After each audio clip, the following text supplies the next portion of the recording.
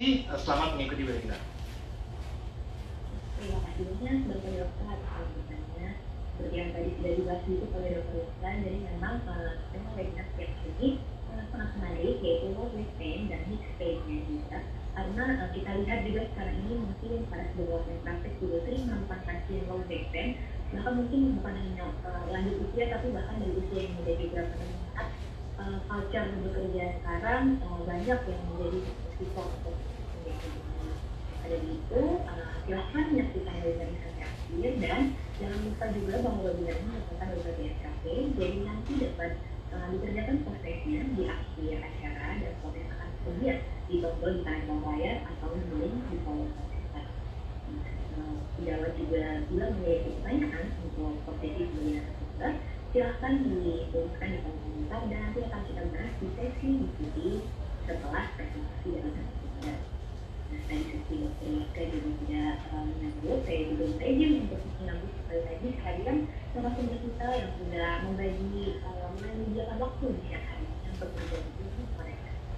Saya sambut Profesor Dr. Desi Rahmawati, spesialis saraf fakultas. Selamat siang Prof. Desi. Selamat siang Dr. Agnia. Masih dulu Prof. Desi. Selamat siang Dr. Agnia. Ya, selamat siang Prof. Apa kabar Prof? Sehat? Alhamdulillah sehat. Alhamdulillah baik. Saya juga mengucapkan terima kasih banyak untuk Prof. Desi yang di sela-sela kesibukan sudah mau menyempatkan waktu untuk berbagi ilmu bersama Prof pada siang hari ini. Semoga ilmu dari Prof. Desi ini saya yakin akan sangat bermanfaat untuk kita semua. Sebelum Prof. Desi memulai presentasinya, saya minta izin untuk sedikit mendengarkan isi dari Prof. Desi.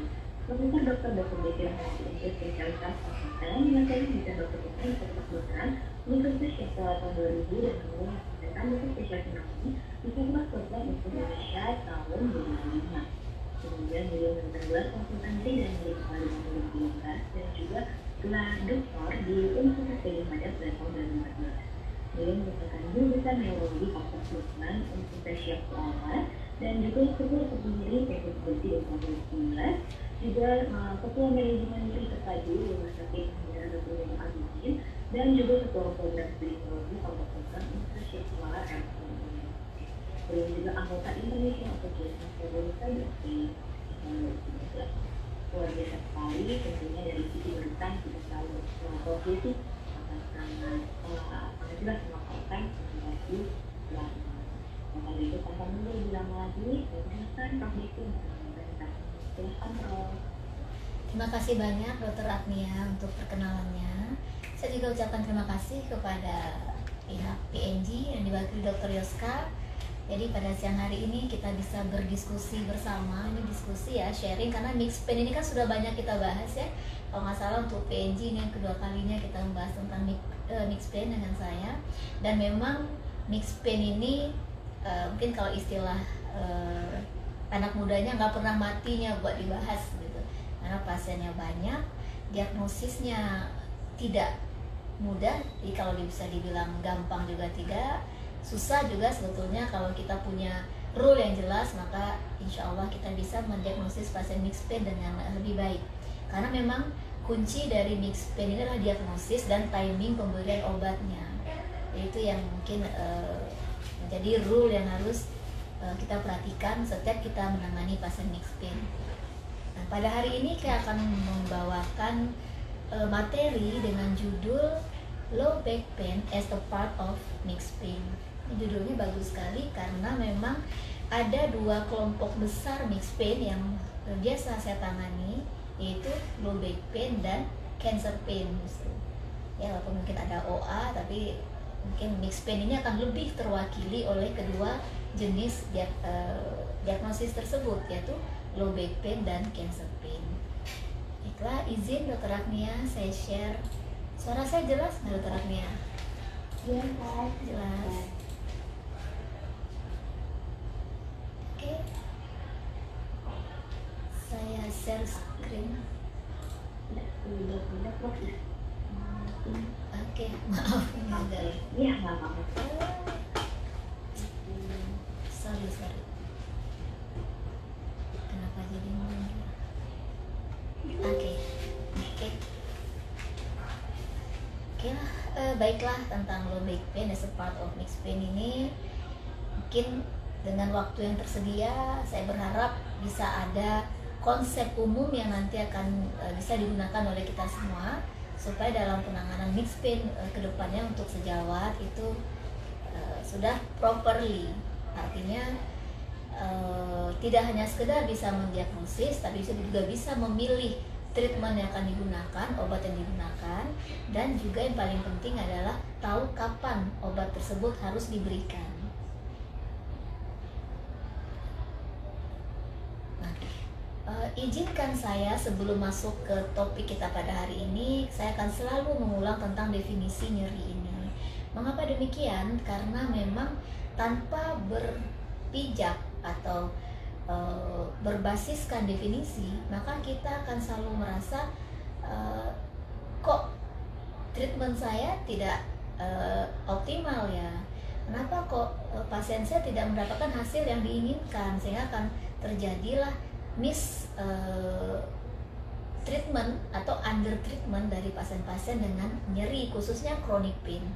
Nah, kalau kita lihat dari paparan di monitor ini, maka biasanya nyeri itu kita definisikan sesuai dengan yang di bagian yang diwarnai kuning, di mana nyeri adalah suatu kondisi emosional experience yang tidak mengenakan yang terjadi karena adanya kerusakan jaringan atau yang potensial untuk mengalami kerusakan.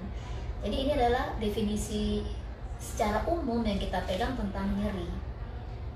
Akan tetapi kalau kita menggunakan definisi ini saja, maka mungkin kita akan melakukan beberapa mistreatment terhadap pasien, bukan karena kesalahan kita memilih obat saja, tapi memang ada faktor lain yang harus kita perhatikan dalam menata laksana pasien dengan nyeri. Coba kita lihat pada bagian yang diwarnai hijau ini. Di sini definisi nyeri memang lebih kompleks, di mana nyeri dikatakan sebagai fenomena yang tidak mengenakan, yang bersifat kompleks, jadi tidak simpel ya, yang terdiri dari pengalaman sensorik yang melibatkan waktu, ruang, intensitas, emosi, kognisi, dan motivasi. Jadi nyeri tidak hanya pengalaman sensorik. Dicubit kita nyeri, itu namanya pengalaman sensorik. Waktunya kapan? Oh, saya tadi dicubit jam 5 misalnya. Tempatnya di mana? Di lengan bawah misal. Intensitasnya saya rasakan skor nyerinya 5. Itu kalau kita biasa menganamnesis pasien dengan nyeri. Tetapi kita mungkin, saya berharap sejauh yang lain sudah sudah mengerjakan seperti ini, di mana nyeri tidak hanya bisa dinilai dari 3 faktor tersebut. Kita juga mesti menilai faktor emosi, kognisi, dan motivasi. Jadi nyeri sangat kompleks, ada sensorik experience, lokasi, waktu, tapi jangan lupa selalu mengeksplor kondisi emosi, kognisi, dan motivasi dari pasien yang sedang kita tata laksana. Kemudian ada lagi definisi nyeri lainnya yang harus kita jadikan sebagai acuan kita, yaitu dikatakan nyeri sebagai sebuah fenomena dan yang bersifat unik, ya, yang dialami oleh setiap individu, unik dan sifatnya individual sekali. Tidak ada di antara kita, even saya sendiri atau siapapun yang mengklaim dirinya sebagai pain specialist itu dapat secara adekuat mendefine, menentukan, mengidentifikasi, dan mengukur nyeri secara objektif sebetulnya. Karena bagaimanapun setiap orang itu akan berbeda. Kalau mengatakan skor nyerinya 5, mungkin dengan stimulus yang sama si B bisa mengatakan 8. Apakah kita menjudge bahwa si B mungkin melebih-lebihkan keluhannya? Tidak, karena kita kembali kepada pengertian nyeri. Nyeri itu adalah suatu fenomena yang unik yang dialami oleh pasien, oleh orang secara individualis sekali. Itu tidak bisa disamaratakan. Nah, sekali lagi saya katakan, kalau kita menangani pasien dengan nyeri, maka kita harus berpijak dari 2 definisi yang barusan saya sebutkan. Supaya apa? Begitu kita gagal, kita bisa kembali mengevaluasi ini komponen mana yang belum saya explore, sehingga kok saya gagal menangani nyeri. Demikian ya. Nah, ada 3 sistem yang berinteraksi untuk menghasilkan nyeri, yaitu sensorik, motivasi, dan kognitif.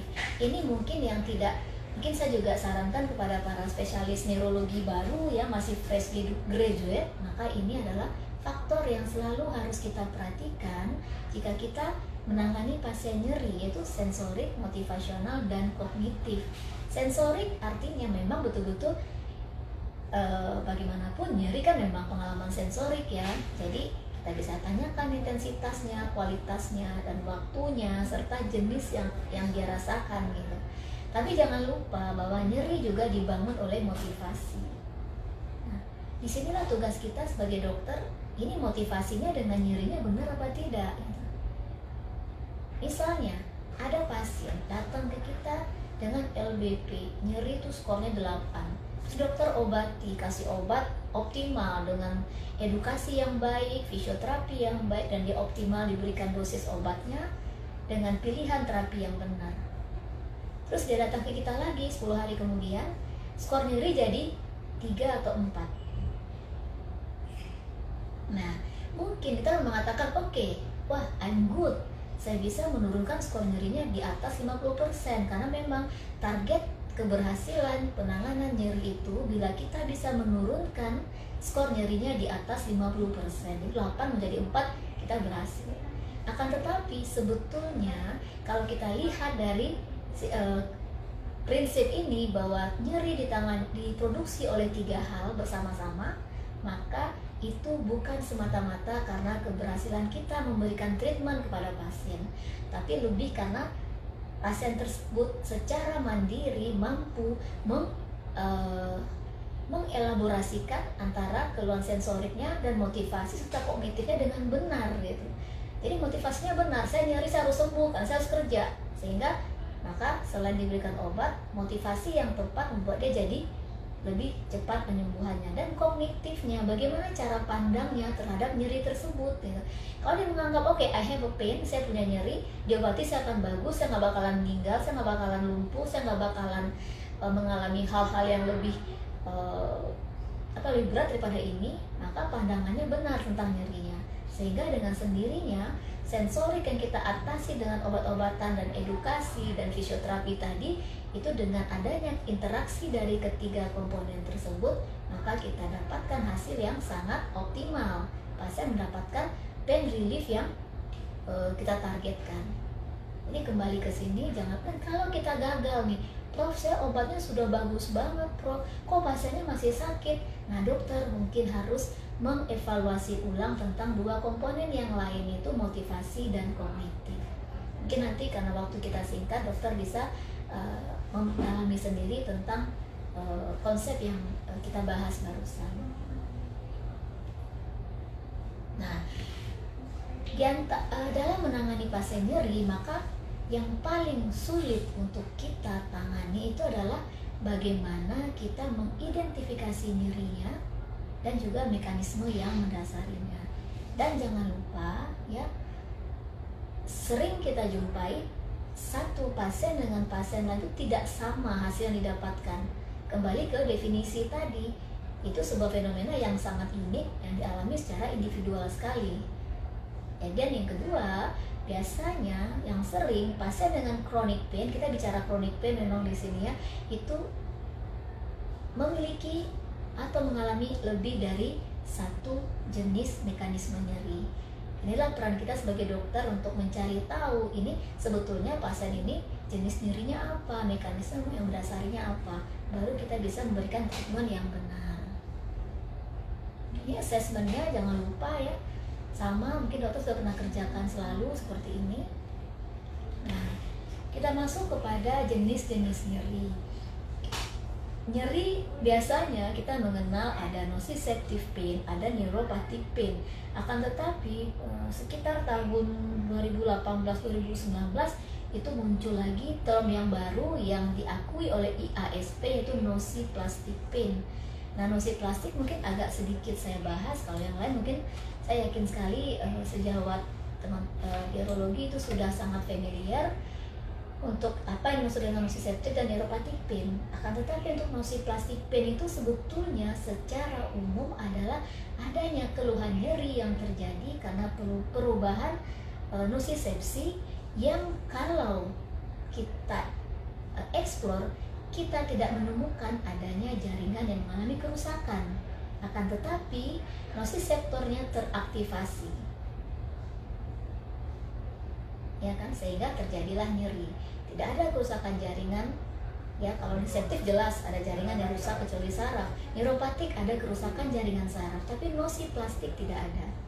Tapi terjadi aktivasi dari nociceptor periferal dan pasien merasakan nyeri. Ini yang juga kita sebut atau kita kenal dengan istilah nociplastic pain atau functional pain, seperti fibromialgia dan lain-lain. Nah, baiklah, kita masuk kepada mixed pain. Mixed pain ini sebetulnya masih ada tarik ulur, ya, Dokter Agnia, ya. Ada yang mengatakan ada, dan IASP sampai hari ini belum mendeklar tentang mixed pain. Tetapi bagi kami para pain spesialis, sering sekali kita lakukan board meeting bahwa mixed pain ini memang ada dan harus diidentifikasi dengan tepat. Dikatakan di sini mixed pain itu kalau dari hasil penelitiannya itu mencakup sekitar 44% pasien, ya, artinya cukup besar, ya. Komponen neuropathic pain dan nociceptive itu terjadi mekanismenya secara bersama-sama pada satu tempat yang sama pada orang yang sama. Itu sekitar 44%. Berarti kita harus memikirkan apakah pasien ini ada mekanisme mixed pain yang mendasari nyerinya. Nah, ini mixed pain secara per definisi itu tahun 2018 saya bersama-sama dengan expert board lainnya dari beberapa negara itu mencoba untuk mendefinisikan apa yang dimaksud dengan mixed pain. Mixed pain adalah sebuah situasi kompleks yang overlapping antara beberapa jenis nyeri yang berbeda, yaitu nociceptive, neuropatik, dan nociplastik. Dalam kombinasinya, apakah itu bisa 2 atau 3 sekaligus, yang bisa terjadi secara simultan atau bersamaan atau pada waktu yang berbeda yang menimbulkan nyeri pada area yang sama. Artinya, misalnya nih, waktu yang berbeda ini kami temukan pada 32% pasien yang kami teliti di Rumah Sakit Zainul Abidin Banda Aceh. 32% pasien yang kita diagnosis dengan mixed pain ternyata mengalami nyeri tidak pada waktu yang bersamaan pada masing-masing mekanisme yang berbeda. Contohnya, pada pagi hari dominan dia mengalami nociceptive pain, tapi pada malam hari dia lebih dominan mengalami neuropathic pain. Bahkan ada yang memang betul-betul pada malam hari itu mekanisme nyeri yang dialaminya adalah hanya neuropathic pain. Artinya kita betul-betul harus menentukan time by time, ya. Dicatat di sini oleh Prof. Van Hagen pada publikasi kita tersebut, either mechanism may be more clinically predominant at any point of time. Jadi bisa beda-beda gitu. Jam 8 bisa yang dominan itu nociceptive-nya. Makanya pada pasien dengan mixed pain kita harus evaluasi 24 jam. Dokter Agnia, jaringan saya jelas? Suaranya jelas kok, tapi memang sekarang sudah oke. Oke. Suaranya oke. Oke, jadi saya ulangi kembali gitu ya. Kadang-kadang kan kita datang visito pagi, Bu, skor nyeri berapa? 5. Nyeri apa sih? Neuropatik. Ya udah, kasih obat neuropatik pain 24 jam 3 kali sehari. Bu, nyerinya apa? Nociceptive. Nah, tidak seperti itu. Kalau pasien dengan mixed pain bisa saja nyeri yang dirasakan itu tidak terjadi pada jam tersebut, pada jam kita pemberian obat. Misalnya dokter memberikan obat nociceptive pada jam 8, sama tuh jam 8 pagi, jam 3 sore, jam 8 malam obatnya anti nociceptive dengan anti neuropathic pain-nya. Padahal mungkin kita agak bukan hanya mubazir, ya.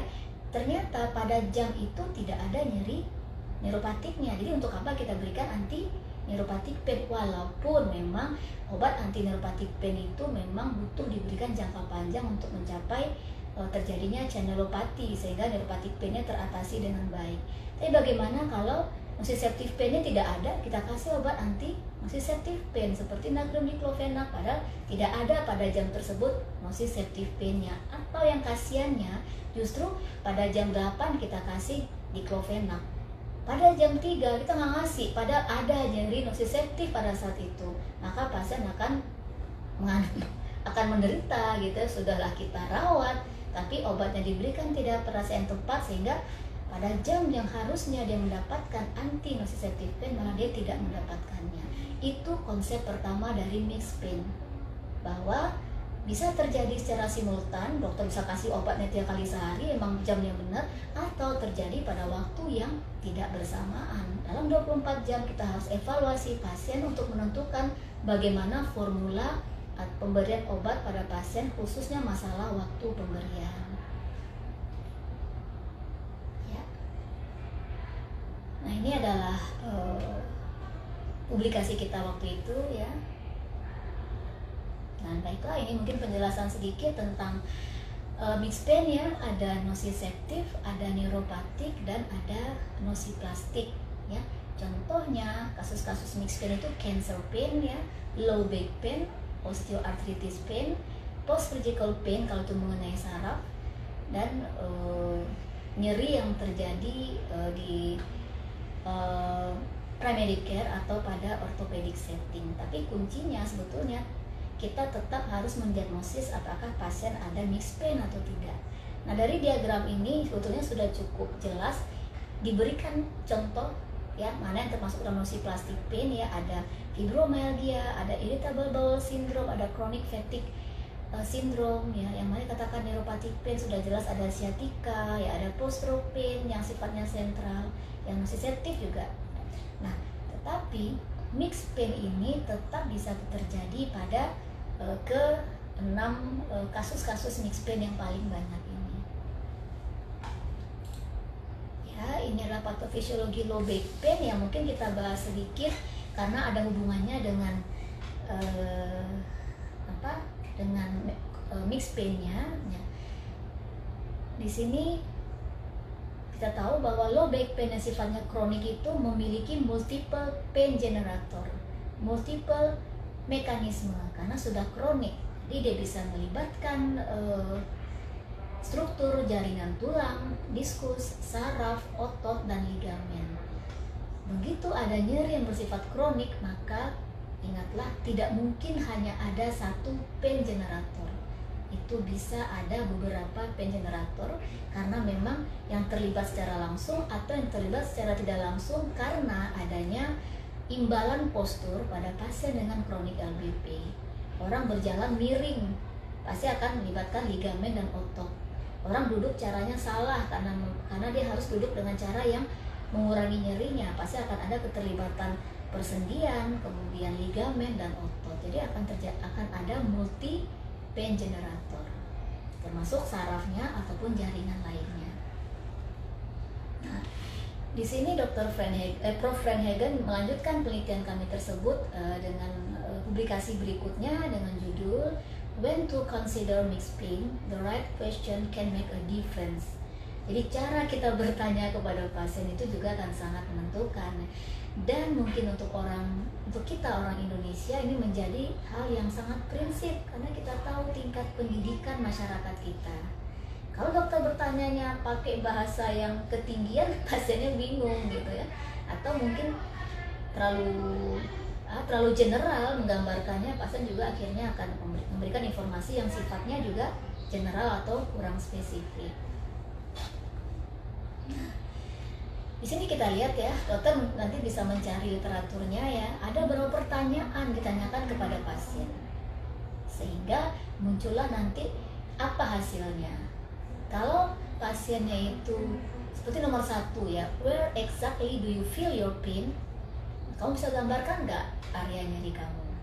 Nah, maka jika dia bisa menunjukkan di satu body area dengan sangat jelas ya kan, atau mungkin ada juga lebih dari satu body area, kemudian adanya dermatom yang secara clear ditunjukkan, misalnya ini loh dok, nyeri saya itu dari bokong sampai ke tumit, nah itu kan clear ya. dari dermatom lumbal misalnya.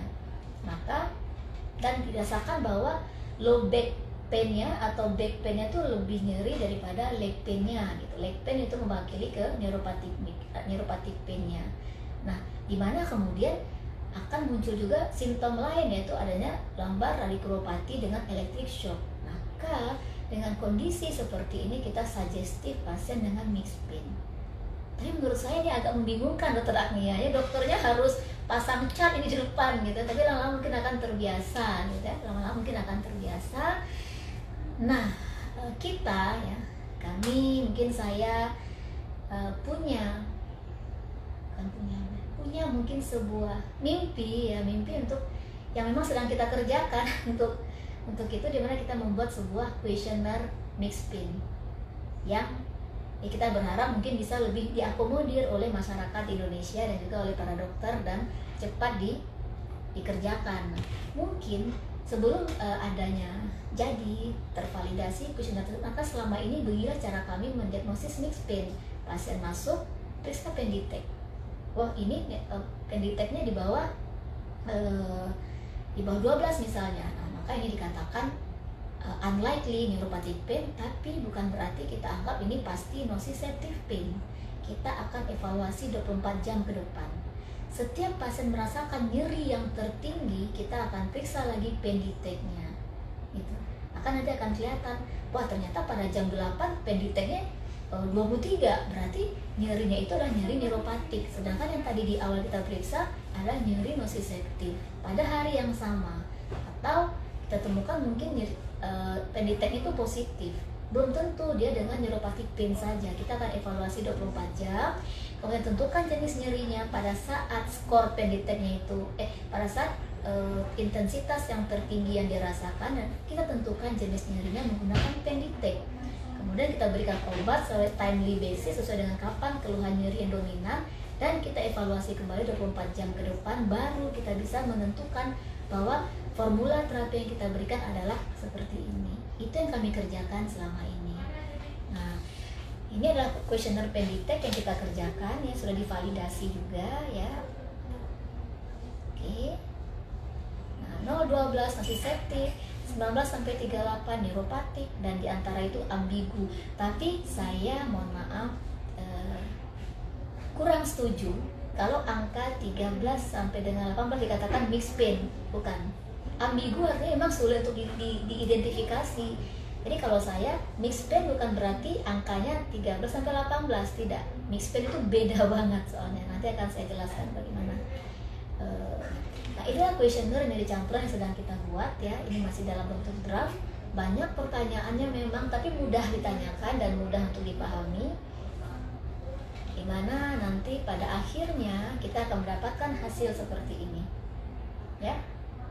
Mudah-mudahan PNG menerima proposal kami, Dr. Agnia, untuk penelitian ini bisa lebih cepat diselesaikan karena butuh biaya yang tidak sedikit.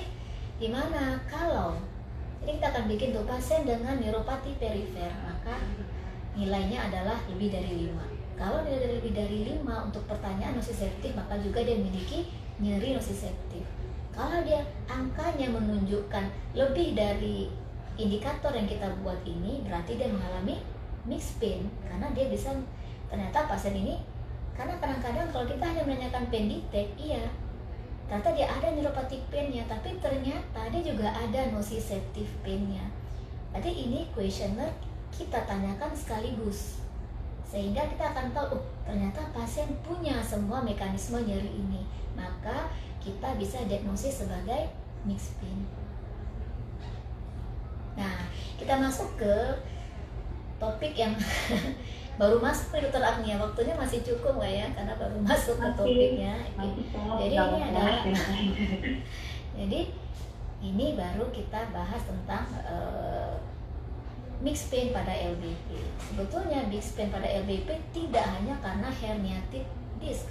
Semua kondisi patologis di tulang belakang, di spine, yang menyebabkan terjadinya iritasi atau mungkin penyempitan foramen karena sehingga terjadi kompresi atau apapun, dan itu terjadi juga karena adanya Karena pelepasan mediator inflamasi itu masuk ke mixed pain. Tapi contoh yang paling mudah memang LBP pada herniatic disc ini gitu. Dimana disc herniation sendiri itu adalah masalah nociceptive pain karena terjadi pelepasan mediator inflamasi. Tapi karena dia menekan ke saraf atau ke radik, maka yang terjadi adalah neuropathic pain. Secara umumnya seperti itu. Nah, ini kita lihat. Saya rasa Bapak Ibu yang saat ini hadir juga sudah paham sekali bagaimana mendiagnosisnya. Gambar ini sudah berulang-ulang kita sampaikan ya. Ada nociceptive karena ada masalah di faset, masalah di diskus, terjadi pelepasan mediator inflamasi, tapi juga terjadi penekanan ke radiknya sehingga terjadilah mixed pain ini. Ya, LBP dengan radicular pain karena adanya kerusakan jaringan yang bukan jaringan saraf itu termasuk ke dalam kelompok mixed pain. Jadi jaringan saraf mengalami kerusakan, tapi jaringan non sarafnya seperti joint, diskus, tulang atau ligamen juga mengalami kerusakan, maka itu disebut dengan nyeri campuran atau gabungan antara neuropatik dan nociceptive. Ya, ini contohnya. Saya rasa pasien akan dengan adanya nyeri pada bagian pinggangnya ya, teraktivasi lokal nociceptornya, kemudian juga ternyata ada keluhan shooting, burning pain in the foot ya yang menjalar sampai ke tumit menunjukkan dermatomal yang sangat khas sekali, maka kita menggolongkannya kepada mixed pain. Ada terjadi aktivasi lokal nociceptor, juga terjadi ectopic discharge dari lesi pada saraf. Jadi dua mekanisme itu akan menimbulkan nyeri neuropatik dan nociceptive yang terjadi pada tempat yang sama sehingga disebut dengan mixed pain. Nah, ini terapinya ya. Nyeri nociceptive dan inflamasi itu biasa kita obati dengan antiinflamasi seperti NSAID ya. Ada lagi analgesik lainnya yang mungkin bisa kita gunakan.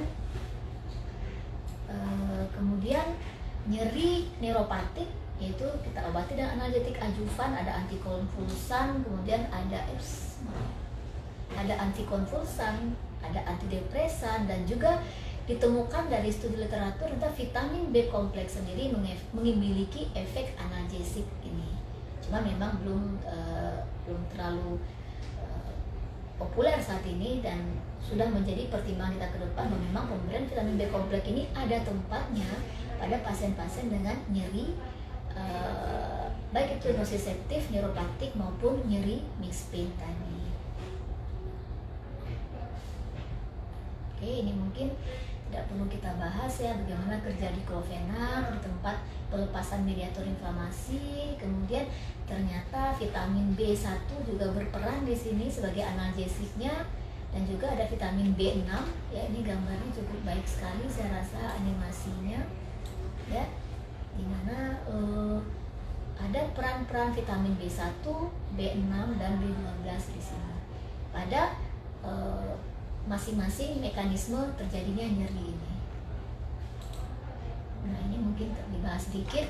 Jangan lupa acute pain di bawah 3 bulan ya, ada yang juga ini kelompok baru di bawah 1 bulan, dan chronic pain itu di atas 3 bulan setelah kerusakan jaringan. Nah, mungkin kita bahas sedikit tentang rasional kombinasi vitamin B ya untuk nyeri neuropatik dan NSAID untuk nyeri nociceptive pada terapi nyeri campuran. Ya. Dari studi literatur yang dilakukan bahwa memang ternyata vitamin B1, B6 dan B12 ini memiliki efek anti nyeri, anti inflamasi pada penggunaan monoterapi maupun dengan kombinasi. Ya, yang kedua dia meningkatkan efek NSAID sehingga mungkin kita bisa mengurangi dosisnya, sehingga efek samping dari NSAID juga bisa kita turunkan ya. Dan dari literatur dikatakan dia mendukung mekanisme fisiologi dan memberikan efek anti neuropati. Ini terus terang aja kalau vitamin B memang seperti ini ya berarti kan satu obat menangani 2 mekanisme, tapi mungkin kita perlu studi lebih lanjut ya Dokter Agnia ya. Dan memang dikatakan banyak penelitian yang mendukung terapi kombinasi vitamin B dengan NSAID dengan rasional seperti yang sudah kita paparkan. Nah, ini tentang low back pain ya. Saya rasa Bapak Ibu sejawat itu sudah paham sekali ya bagaimana kita pasien datang dengan LBP, kita anamnesis, kita lakukan pemeriksaan fisik, kita tentukan jenis nyerinya. Jadi kalau tempat saya itu skor nyeri dulu, kemudian jenis nyerinya, baru PF dikerjakan supaya data itu cepat didapatkan. Ini kalau nggak PF dulu, nyerinya skornya 8 kan pasiennya teriak-teriak dong, angkat kaki, wah dia malah makin kesakitan. Jadi baik kita skor nyeri dulu, ditentukan mekanisme nyerinya. Kenapa penting? Ada obat yang memang diberikan berdasarkan mekanismenya, bukan hanya berdasarkan skornya gitu. Jadi kalaupun skornya 10 tapi neuropathic pain, dokter kasih morfin juga nggak akan efektif. Jadi kalau memang skornya 10 tapi neuropathic pain, dokter berikan anti neuropathic pain. Makanya di tempat kami penting dua hal tersebut dikerjakan terlebih dahulu untuk pasien dengan nyeri, yaitu tentukan intensitas nyerinya, dan yang kedua tentukan mekanisme nyerinya. Karena dua poin penting itu menentukan pilihan treatment kita even di tahap awal sekalipun. Baru kita periksa anamnesis, PF-nya dan semuanya. Ya, inflamasi, nyeri inflamasi diobati dengan NSAID, nyeri neuropatik diobati dengan analgetik adjuvan ya. Kemudian mixed pain kita kombinasi keduanya.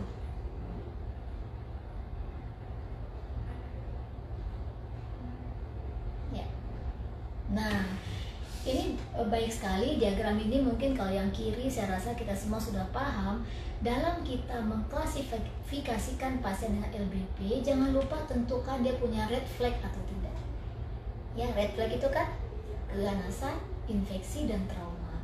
Jangan nanti bapak-bapak kasih obat ini mixed pain, dianggap sebagai LBP biasa, mungkin karena degenerasi, ternyata pasien dengan red flag. Itu juga jangan lupa untuk diidentifikasi terlebih dahulu. Karena nanti akan berbeda sekali tahapan penanganan kita, walaupun mungkin obatnya itu sama pada tahap awalnya, tapi pada tahap lanjutnya dan pada tahapan penentuan diagnosis akan sangat-sangat berbeda signifikan. Oke, nah klasifikasi LBP, kalau no red flag berarti mungkin radicular pain-nya ada. Kalau memang ternyata tuh ada tanda-tanda red flag-nya, maka kita harus explore lebih jauh.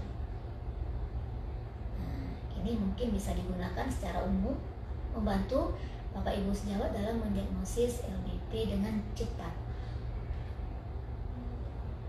Oke. Ya. Dan ternyata LBP itu dia non spesifik itu cukup tinggi angkanya, itu lebih dari 90%. Tapi biasanya kalau yang ke saya sih udah jelas itu radicular pain-nya dokter Agnia, karena udah kronik kan gitu. Kalau tahap awal dia masih ke tempat lain dulu, biasanya kalau sudah chronic pain ya kita akan sudah harus menggolongkan dia ke dalam pasien dengan mixed pain atau neuropathic pain dengan kombinasi nociceptive pain. Nah, kita lihat di sini ya, LBP non spesifik lainnya NSAID, mungkin apalagi kalau masih pada fase akut. Tapi LBP dengan sindrom radikuler, maka bila kita menemukan memang ada mechanical pain menunjukkan ada inflamasi dan juga pain detect-nya atau skor untuk screening neuropathic pain-nya juga tinggi, maka kita memilih menggunakan dua obat, yaitu NSAID dan analgetik adjuvan tadi. Nah, saya agak terburu-buru ngomongnya atau gimana dokter Agnia? Mungkin harus lebih pelan lagi. Enggak masalah, udah oke. Terima kasih. Nah, ini kembali lagi ya ke yang tadi ya, bahwa penanganan nyeri berdasarkan patofisiologinya. Kalau itu adalah nociceptive, gunakan NSAID atau analgetik lainnya. Kalau dia mixed pain, kita gunakan gabungan kedua-duanya. Kalau dia neuropathic pain, kita gunakan obat-obat anti neuropathic pain. Nah ini mungkin sudah hafal ya, saya rasa sejawat sekalian bagaimana cara kerja NSAID. Yang penting kita tahu bahwa itu adalah nyeri nociceptive, maka tempatnya kita gunakan NSAID. Pilihannya ada COX-2 ya, ada COX-1, ada preferensial COX-2. Nah, maka dalam hal ini kita akan sesuaikan dengan jenis nyeri yang dirasakan oleh pasien. Dan ternyata ini sesuai juga dengan penelitian saya, acetaminophen sekalipun itu sangat efektif juga kita gunakan pada pasien dengan LBP. Nah, juga ada sediaan acetaminophen atau paracetamol digabungkan dengan vitamin B. ya dokter apnea ya, nanti kita menganggap itu juga akan bisa membantu pasien. Nah, ini NSAID ya untuk manajemen LBP ya, efikasinya efektif, lebih efektif daripada acetaminophen secara monoterapi, dan juga dia akan lebih baik bila dikombinasi dengan acetaminophen. Dari penelitian kami juga menunjukkan hal yang sama, cuman saya tidak cantumkan dalam slide ini. Dan dikatakan bahwa penggunaan NSAID yang bila perlu dikombinasi dengan acetaminophen itu merupakan first line option in acute and chronic low back pain yang exacerbasi. Jadi kan ada yang LBP akut, tapi ada LBP kronik tapi dia mengalami eksaserbasi, maka kita pilihannya akan kembali ke anti nociceptive seperti NSAID ini dan juga dikombinasikan dengan paracetamol. Nah, ini NNT-nya kita lihat di sini ya, paracetamol dengan kodein, tapi ya saya kurang suka menggunakan kodein ya, apalagi digabung dengan paracetamol, karena buat saya itu hanya menghilangkan nyeri tapi tidak mengatasi mekanisme atau patofisiologinya. Jadi ya mungkin diclofenac merupakan pilihan yang baik bila itu adalah nociceptive pain. Kita lihat NNT-nya di sini sekitar 2,3 ini cukup sangat baik ya dibandingkan dengan obat-obat yang lain. Nah, ini NSAID spectrum based on the nature of COX inhibition. Nah, di sini kita lihat ya, ada dua efek dari obat-obat NSAID ini, yaitu anti-inflamasi dan analgetik. Nah, ketorolac, acetosal, dan piroxicam itu dikatakan memiliki efek analgetik yang lebih besar dibandingkan efek antiinflamasinya. Celecoxib itu dikatakan memiliki efek analgetik yang lebih rendah dibandingkan efek antiinflamasinya.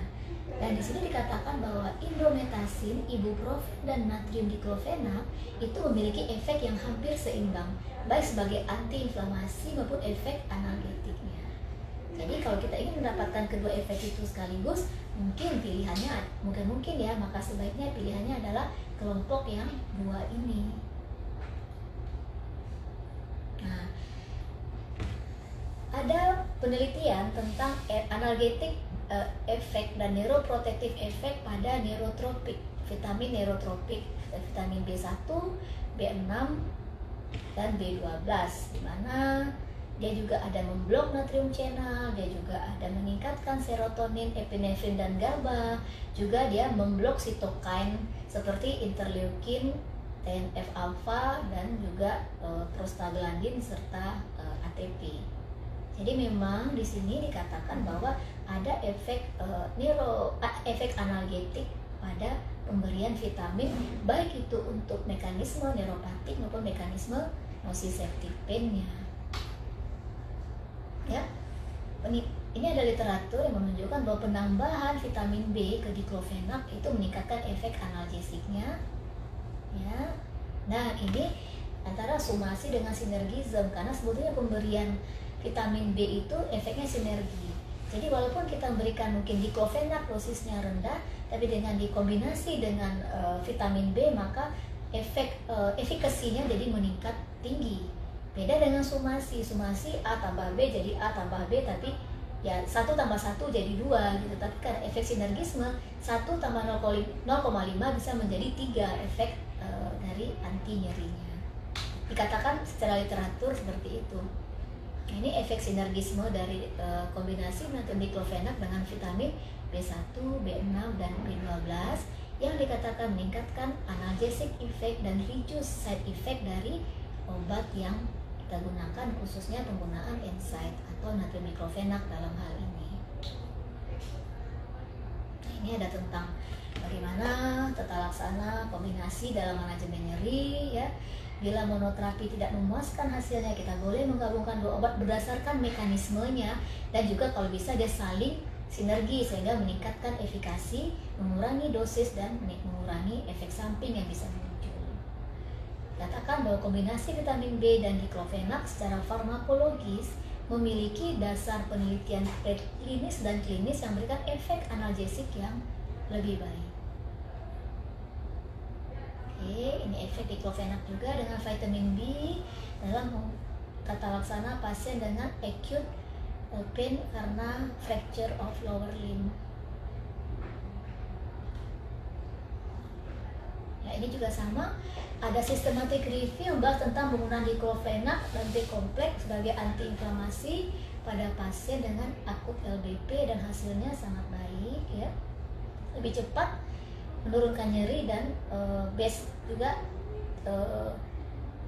didapatkan reduce yang signifikan dibandingkan dengan baseline-nya atau lebih dari 50%. Ya, ini Dolor study tentang penggunaan diclofenac dengan vitamin B ya, hasilnya mengatakan bahwa visual analog scale-nya itu sangat menurun dengan baik, kurang dari 2, dan pasien dapat dihentikan terapinya ya, pada yang akut pada hari kelima pemberian obat. Dan juga meta-analisis tentang efek kombinasi diclofenac dengan vitamin B yang mengatakan bahwa memang di sini terjadi penurunan skala nyeri ya, yang dengan odds ratio 1,8 totalnya. Kemudian juga terjadi adanya adverse event yang minimal hanya 0,9, dan untuk kepuasan pasien itu juga cukup baik 1,48 odds ratio-nya, dan untuk relief of symptom itu mencapai 2,23 dari meta-analisis digunakan yang meneliti tentang efek kombinasi diclofenac dengan vitamin B. Oke, sampai kita pada kesimpulan untuk sharing ilmu kita pada hari ini, di mana yang pertama, mixed pain should be reserved to classify all those clinical condition, apakah dia adenosiseptif, adenosiplastik atau neuropatik komponen pada saat yang bersamaan, dan penting bagi kita untuk menerapinya secara betul-betul properly, betul-betul baik, sangat adekuat sesuai dengan mekanisme nyerinya, time by time, jangan lupa. Dan walaupun diagnosis mixed pain itu tidak mudah, maka memang saat ini mungkin banyak orang juga sedang berlomba-lomba untuk membuat tools untuk itu supaya memudahkan pasien dan juga dokternya. Studi sedang berjalan, termasuk studi yang kami lakukan di POCDI nyeri. Kombinasi vitamin B dengan natrium diclofenac akan mengurangi konsumsi obat pada pasien LBP dan sangat erat kaitannya dengan keluaran yang lebih baik atau analgesic efficacy-nya jauh lebih baik. Namun mungkin masih kita perlukan penelitian yang lebih lanjut, walaupun memang literatur yang saya sampaikan tadi itu sudah sangat mendukung untuk pilihan treatment menggunakan diclofenac yang dikombinasi dengan vitamin B untuk pasien-pasien dengan LBP yang dengan mixed pain. Tapi penggunaan anti neuropatik pain seperti antikonvulsan dan antidepresan juga tidak bisa kita tinggalkan menurut saya, karena memang memang drug of choice-nya atau first line terapinya untuk neuropatik pain itu sampai saat ini masih anti konvulsan maupun antidepresan. Jadi nanti Bapak Ibu bisa mengkombinasi, kalau dijumlah di kombinasi mungkin akan jauh lebih baik hasilnya, karena memang adanya efek sinergi dari penggunaan beberapa obat tersebut. Baiklah, saya rasa itu yang bisa saya sampaikan Dr. Agnia pada siang hari ini. Semoga ada manfaatnya, tidak ngantuk yang nontonnya. Terima kasih, saya tutup dengan Alhamdulillahirrabbilalamin. Assalamualaikum warahmatullahi wabarakatuh. Waalaikumsalam warahmatullahi wabarakatuh. Terima kasih banyak Prof. Desi untuk presentasinya yang sangat jelas dari bagi mixed pain itu sendiri, kemudian LBP juga bisa mixed pain, dan juga tidak kalah tadi juga dengan terapinya